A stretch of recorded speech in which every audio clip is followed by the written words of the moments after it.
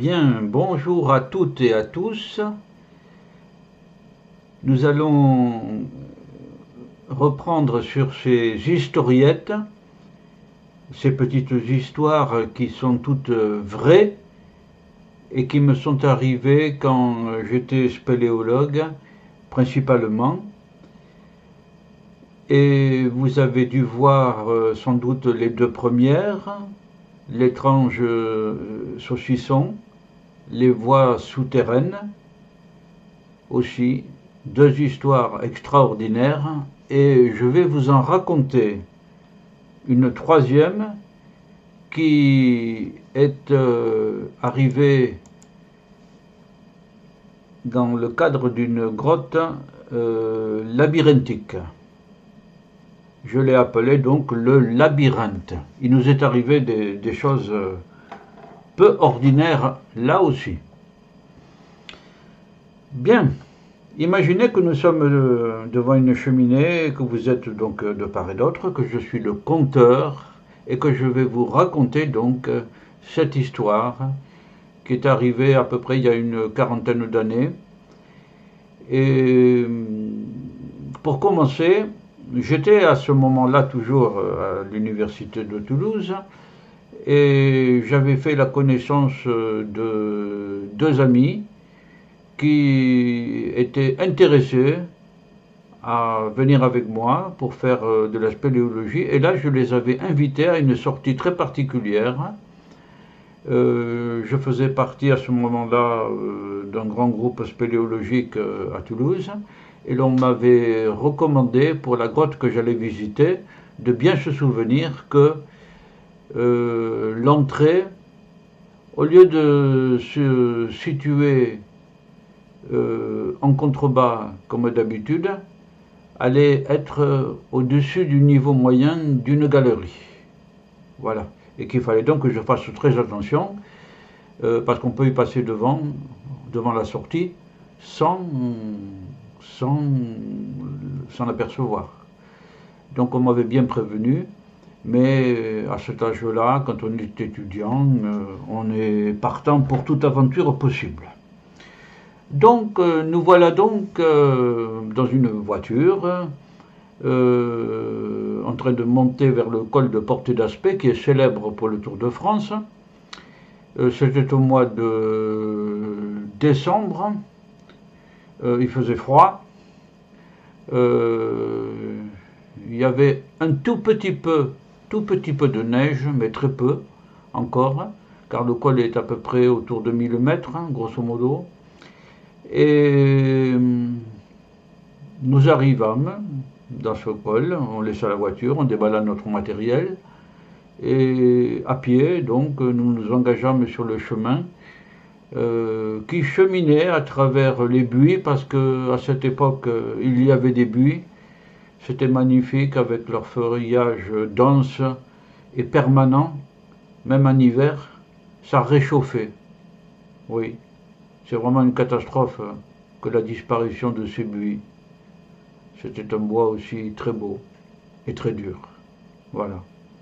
Donc nous cheminâmes dans une hêtraie, un peuplement de hêtres, et on marcha. Il était à peu près 11 heures quand nous sommes arrivés au col, mais le temps de trouver cette satanée entrée de cette grotte, car je suis revenu maintes fois par la suite, mais à chaque fois, pas toutes les fois, mais très souvent, j'ai eu un problème à chaque fois pour retrouver cette grande entrée, qui est pourtant grande, mais il y a comme une espèce de malédiction, il faut bien connaître le lieu. Voilà. On peut passer à côté sans s'en apercevoir aussi, pour l'entrée. On arriva donc au porche. Évidemment, en hiver, il soufflait un courant d'air chaud, car la température de la grotte était supérieure à celle de l'extérieur. C'était très agréable. C'est tout le temps agréable. En été, alors qu'il fait chaud dehors, il fait frais dedans. Voilà. Bon, donc c'était très agréable. Comme il était pratiquement 13 heures à ce moment-là, eh ben, on pique-niqua d'abord. On alluma le but à gaz pour faire réchauffer notre bœuf aux carottes, en une conserve. Euh, on but aussi un peu de whisky pour se réchauffer, etc. Quoi. Tout ce que les jeunes font à ce moment-là. Voilà. Et on rigolait pas mal aussi. Puis le moment vint où on alluma nos frontales et où l'on s'engagea donc dans la galerie qui s'offrait à nous. À un moment, la galerie se terminait sur une autre galerie transversale, un petit peu en contrebas, sans aucune difficulté pour descendre. Voilà.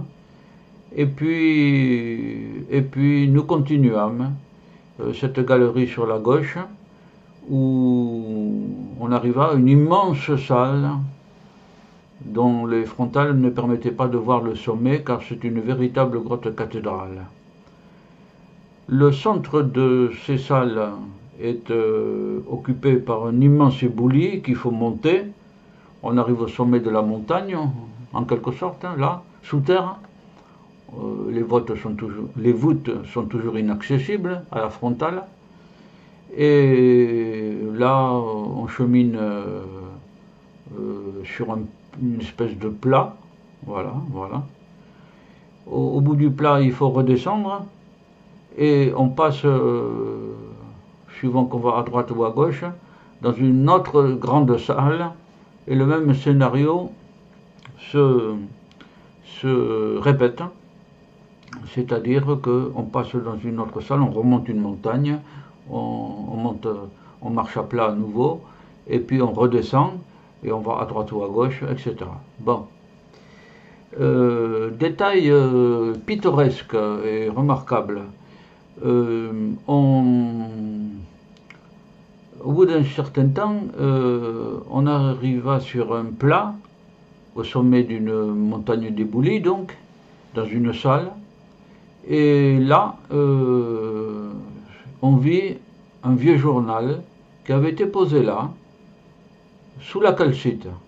C'est-à-dire, il était recouvert d'une matière transparente, la calcite, qui d'habitude est à l'origine des stalactites et des stalagmites, mais le journal était presque transparent, hein, on pouvait voir.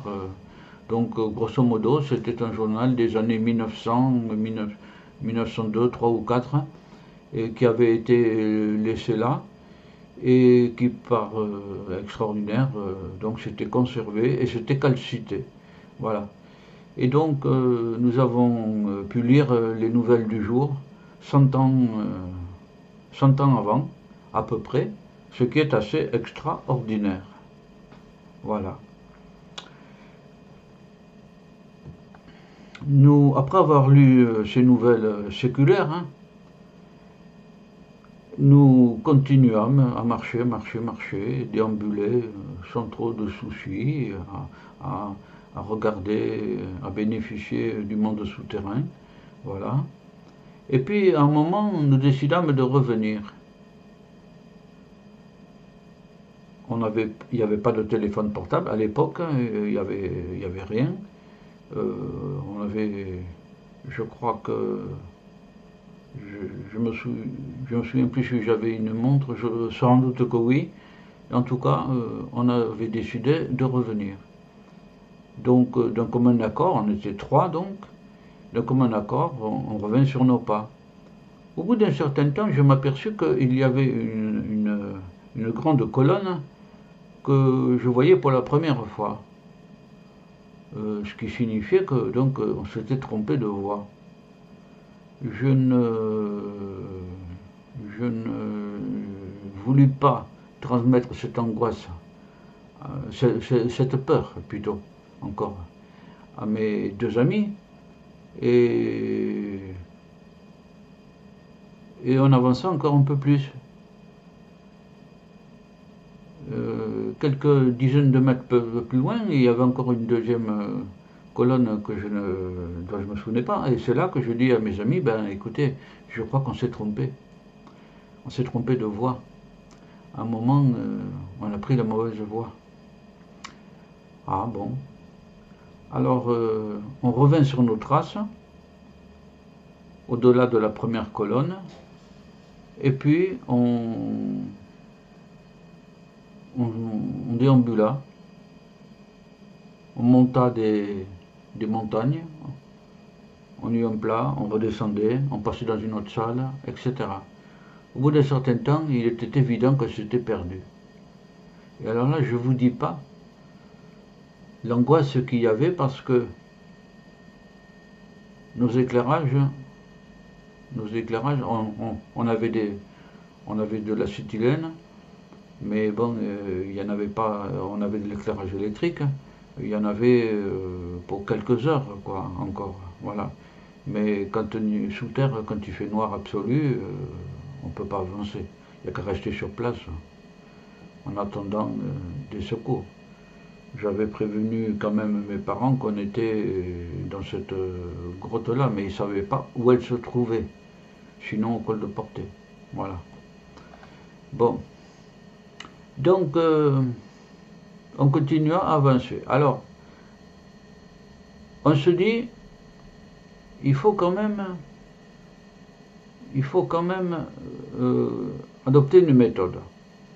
Alors, on pensa à ce moment-là qu'il y en avait un qui devait rester au sommet avec sa frontale allumée et les deux autres qui descendaient à droite et à gauche pour voir si en bas de l'éboulis s'ouvrait une autre salle. Bon. Ça permettait d'éliminer quand même certaines voies inopportunes. Alors donc, on appliqua cette méthode. Je restais au sommet, d'abord, bon, et mes deux amis descendaient à droite et à gauche, et ensuite convergeaient devant. Voilà. On s'aperçut que cette salle, il n'y avait qu'un débouché en bas, devant moi. Alors, ils me dirent de descendre, je descendais, et on passa dans une autre salle. Et on répéta la manœuvre, et je décidai, au lieu de rester au sommet, de descendre moi aussi. Moi aussi. Voilà. Et on était un peu désespérés, parce que le temps s'écoulait, et la lumière commençait, bon, voilà, à manquer, quoi. Voilà. Donc, je descendis, j'avais en face de moi une barre rocheuse sous laquelle les éboulis butaient, quoi. Mais en descendant, je m'aperçus que il y avait une galerie qui filait devant nous. Bon. Et mes deux copains convergèrent vers moi et je leur dis, voilà, on n'a qu'à avancer devant. Bon. Et là, on aurait dû faire une prière, pratiquement. Parce que c'était un véritable labyrinthe, tout ce système. Voilà. Et on déambulait dans une galerie sans reconnaître quoi que ce soit, parce que suivant qu'on va dans un sens ou dans l'autre, les paysages sont différents. Mais tout à coup, la phrase qu'on m'avait dit, souviens-toi bien que la sortie est au-dessus de la galerie dans laquelle tu circules, à un moment, dans la galerie dans laquelle on circulait, je vis au-dessus de nous une autre galerie qui s'ouvrait. Et je dis à mes deux copains, d'un air presque de libération, quoi, je crois qu'on a trouvé. Ah, c'est peut-être vrai. Alors, au lieu d'aller tout droit, on monta sur la galerie qui était au-dessus de nous et on se dit, on va voir à un moment la lumière du soleil. Oui, je crois qu'on n'avait pas de montre. Sous terre, il vaut mieux, il vaut mieux ne rien casser, quoi, parce que on se casse facilement pas mal de choses. J'ai bousillé 2 appareils photo comme ça, quoi, d'ailleurs. Bon, même en prenant des précautions. Voilà. Donc, on déambula, mais on ne voyait pas de lumière solaire dans cette galerie. Alors ça, ça nous, ça nous assombrit notre humeur là. Notre joie a commencé à retomber. Quand tout à coup, au détour de la galerie, on se trouva face à un porche.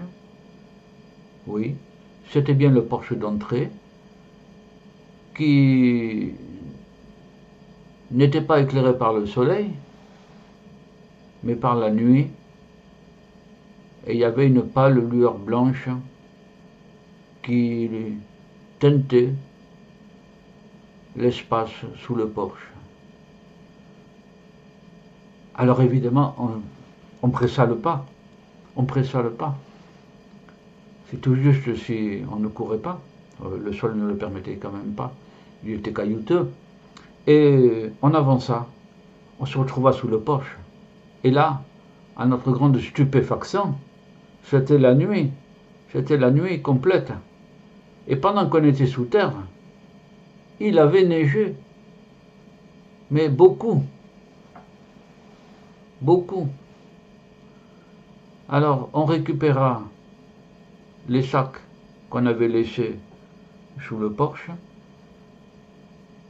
et sans perdre de temps, on commença à descendre à travers la forêt,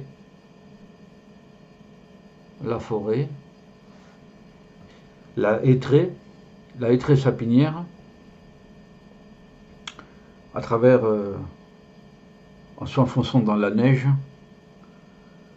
et il faisait frisquet. Voilà. Et donc, le but était de retomber sur le chemin transversal qui nous avait conduit en contrebas du porche.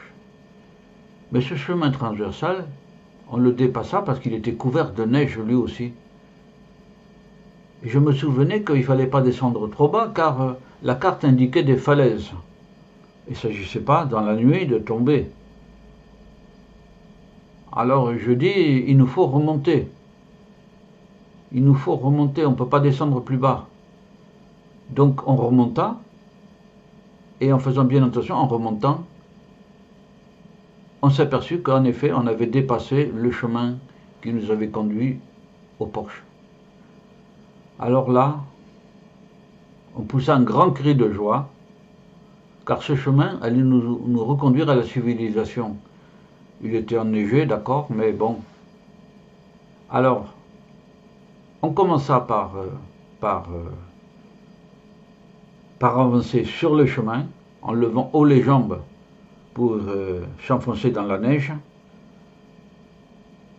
Et une centaine de mètres plus loin, quand la montagne faisait un virage et qu'on aperçut au loin, en contrebas, la route qui montait au col, on s'arrêta près d'un bosquet de 3 hêtres, et là on sortit la petite bouteille de whisky et on arrosa ça sous les étoiles glacées qui nous contemplaient au-dessus de nous,